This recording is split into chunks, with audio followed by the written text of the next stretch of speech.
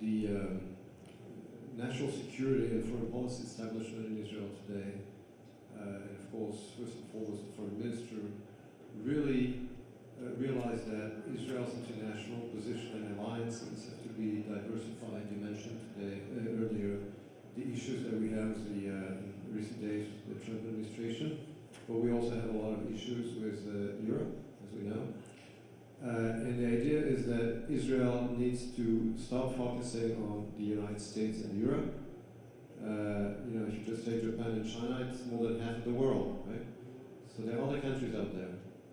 And we have to realize this and realize that in today's world, we're obviously we're not going to turn China into an ally, of course. But Japan has the potential of being the second or even the first capital in the East where we have a strategic relation we have with India.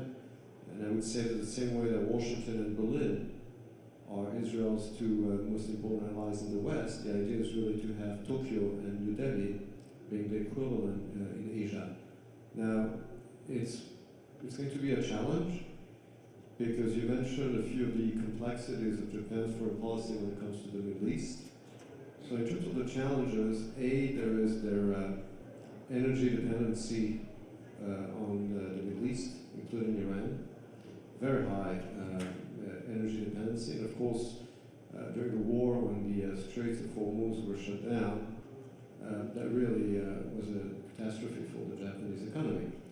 In addition, they have this very strong pacifistic tradition. For them, anytime they see a war, they want to hear about it. They see the images on TV and they're horrified. So during the last 3 years, since October 7, basically they cut down the relationship with Israel to a minimum.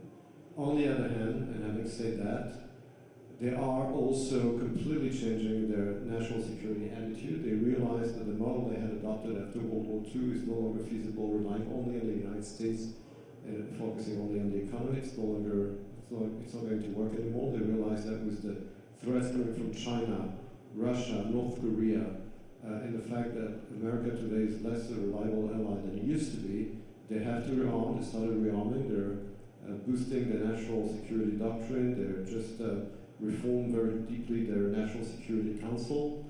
And they see in Israel as an important ally in the strategy facing common challenges, even adversaries and enemies. Because even though, as I said before, they do have a special relationship with Iran, at the end of the day, Iran is also an ally of their own enemies, especially China and North Korea.